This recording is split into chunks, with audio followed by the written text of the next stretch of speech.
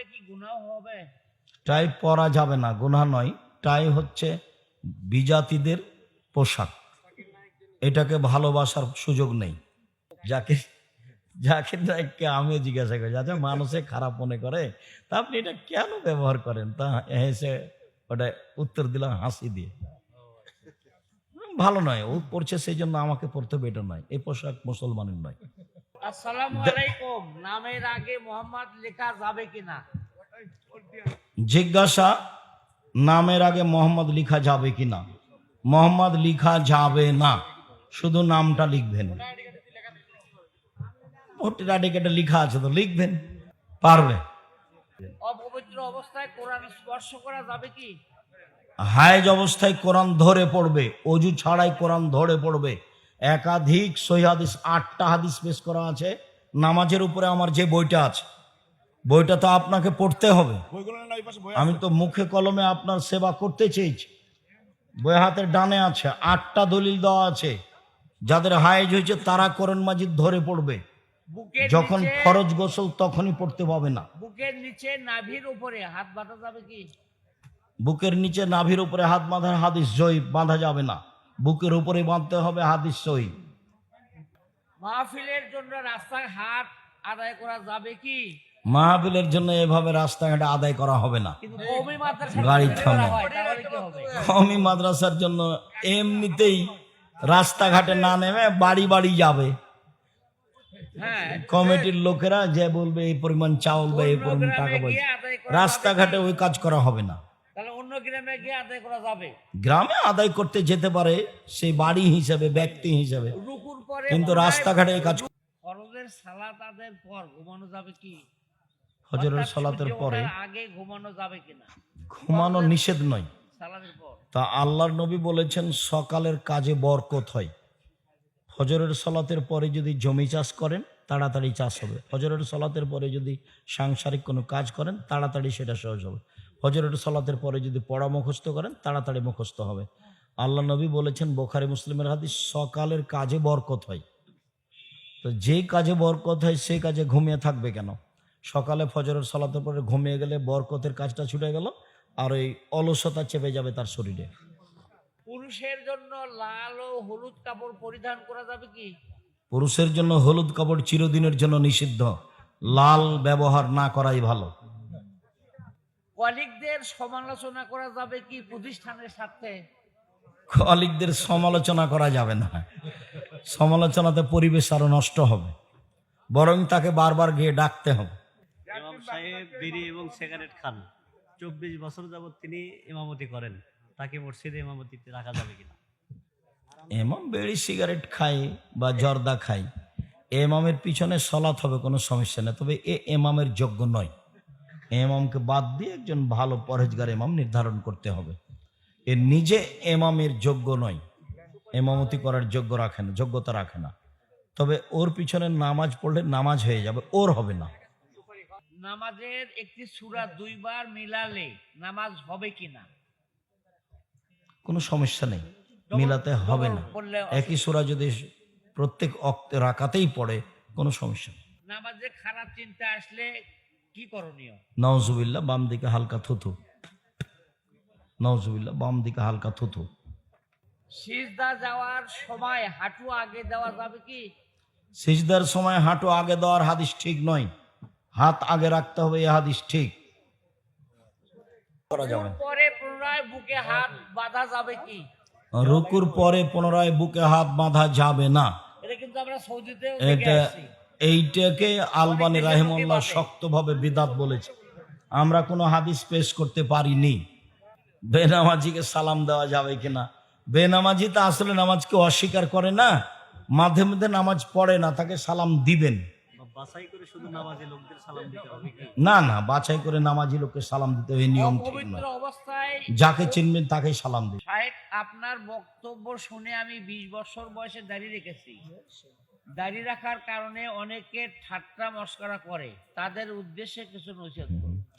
বলবে এটাই স্বাভাবিক, তুমি ধৈর্যের পরিচয় দিবা। আল্লাহ বলছেন আমাদের নবীকে, ওরা যা বলছে সেই কথার উপরে আপনি ধৈর্য ধারণ করুন।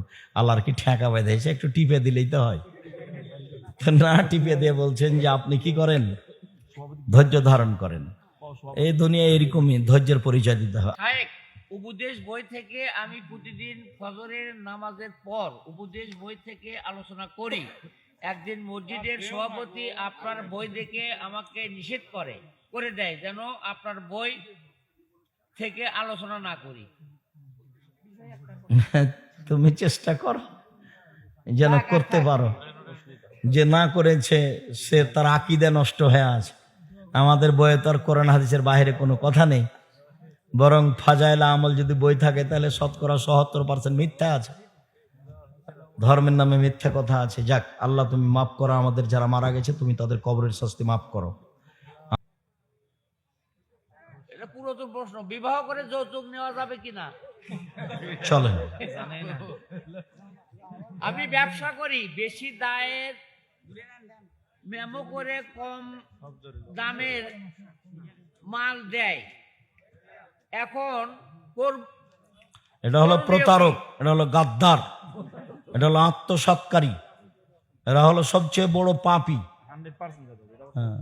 যে মূল্যে জিনিসের যে দাম তার চেয়ে কম লিখা হয় বা তার চেয়ে বেশি লিখা হয়, কোনো স্বার্থ থাকে যার জন্য, এতে মালিকের ক্ষতি হয়। স্বামীকে নাম ধরে ডাকা যাবে কিনা? স্বামীর তো নাম ধরে ডাকবে, এটা তো বুখারী মুসলিমের হাদিস, 30 বছর থেকে বলছি। পিতা মারা গেছেন, ছেলে কি তার মৃত বাবার হয়ে হজ পালন করতে পারবে? পিতা মারা গেছেন, ছেলে কি তার হজ?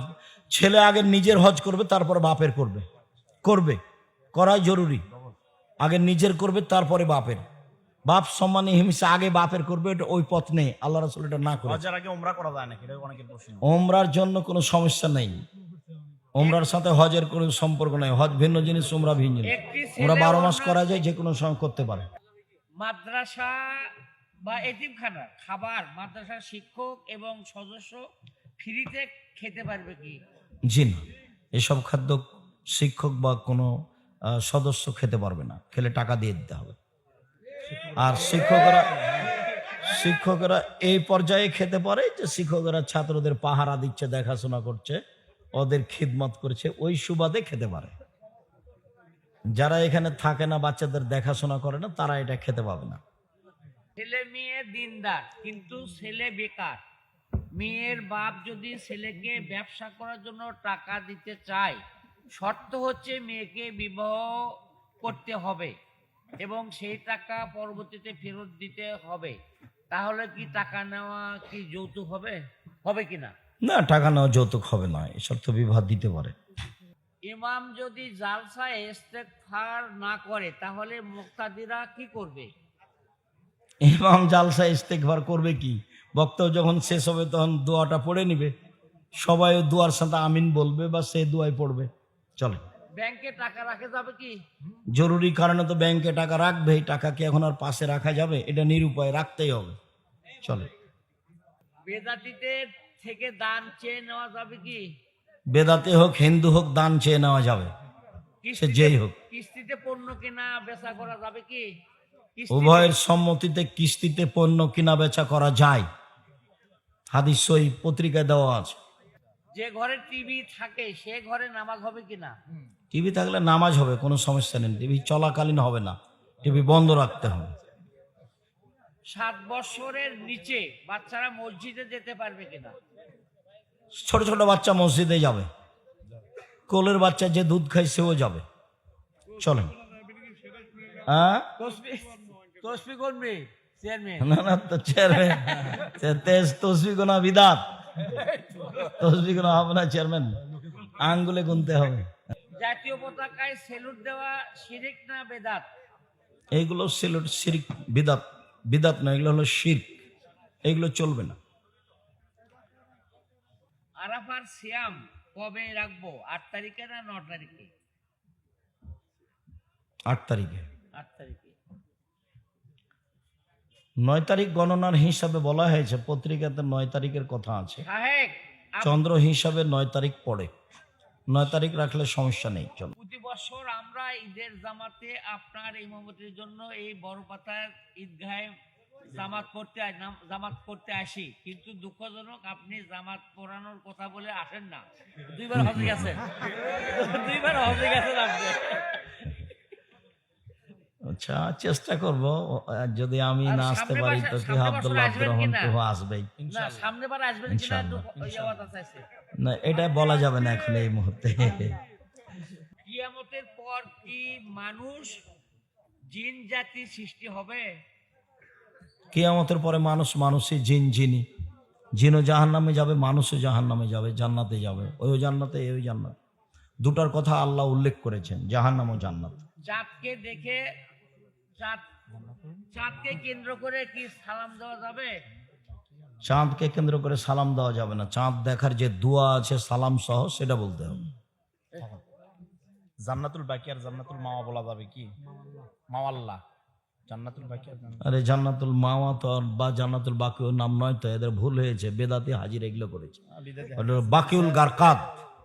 মসজিদ নববীর পাশে যে কবরস্থান আছে তার নাম হলো বাকিউল গারকাদ, জান্নাতুল বাকি নয়। মহিলাদের কোরআন তেলাওয়াত কি পুরুষরা শুনতে পারবে? শুনতে পারে, 8 থেকে ওরা আড়ে পড়বে, এরা শুনতে পারে। ওযু করার পর যদি সন্দেহ আসে তাহলে কি করণীয়? শক্ত সন্দেহ হতে হবে, এমনি সন্দেহ হলে যাওয়া হবে না। কেননা শয়তান বেকায়দায় ফেলে।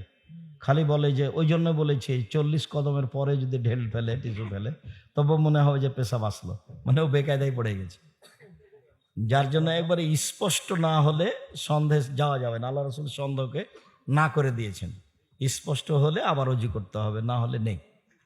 মসজিদের খতিবের ব্যক্তিগত ব্যাংক লোন থাকলে তার পেছনে সালাত পড়া যাবে কিনা? ব্যক্তিগত কি? Bank loan. Bank loan. খালি আচ্ছা, মসজিদের খতিব না, সাধারণ মানুষের জন্য যদি ব্যাংক লোন থাকে। ওর পিছনে নামাজ হবে, ওর জানাজা হবে না।